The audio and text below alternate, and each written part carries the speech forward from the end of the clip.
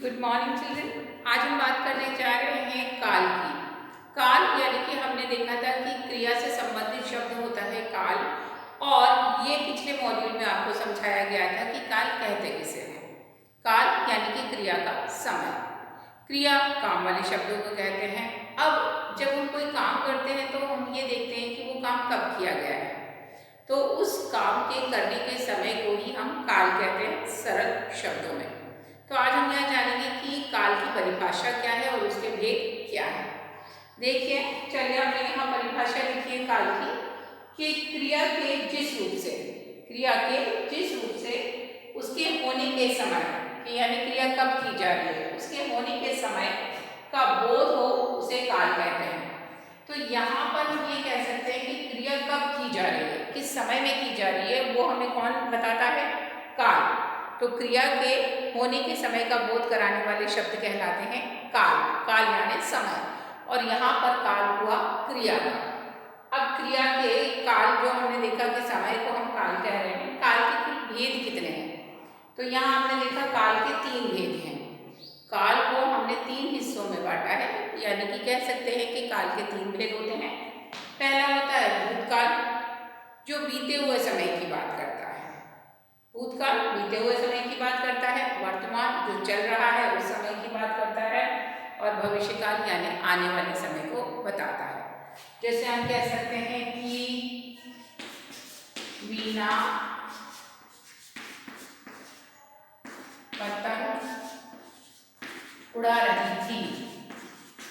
वीणा पतंग उड़ा रही थी, तो वीणा के द्वारा पतंग उड़ाने का काम किया जा रहा था। ये बीते समय की बात है, तो ये भूतकाल है। अब वर्तमान में हम कहते हैं अनिल नाच रहा है। तो अनिल के द्वारा काम क्या हो रहा है? नाचने का। अभी वो हो रहा है, कर रहा है, तो वो वर्तमान का हिस्सा है।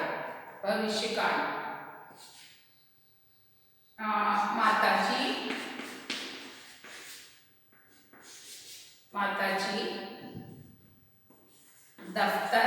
दफ्तर यानी ऑफिस, दफ्तर जाएंगी। कहाँ जाएंगी? दफ्तर जाएंगी। तो जाने का काम वो करेंगी, तो वो आने वाले समय में करेंगी। तो आने वाला समय क्या कहलाएगा? भविष्य। तो भूतकाल मतलब जो कि बीते हुए समय में हम काम करते हैं उसे कहते हैं भूतकाल। जैसे वीणा पतंग उड़ा रही थी, यहाँ पे क्रिया कब की जा रही है? बीते हुए समय में। वर्तमान में अनिल नाच रहा है, अनिल के द्वारा नाचने का काम अभी हो रहा है। करंट में, सभी मतलब समय में, यानी कि वर्तमान में। भविष्य में माताजी दफ्तर जाएंगी, माताजी का दफ्तर जाने का काम उनके द्वारा किया जाएगा आने वाले समय में। तो इस आधार पर क्रिया के समय को देखते हुए हमने काल को 3 हिस्सों में बांटा है। तो याद आपको रखना है कि क्रिया के जिस रूप से ये पता चले, क्रिया के जिस रूप से उसके समय का पता चले, वो काल कहलाते हैं। काल के कुल 3 भेद हैं। 3 भेद हैं भूतकाल, वर्तमान काल और भविष्य काल। भूतकाल जो बीते हुए समय में होने वाली क्रियाओं को बताता है।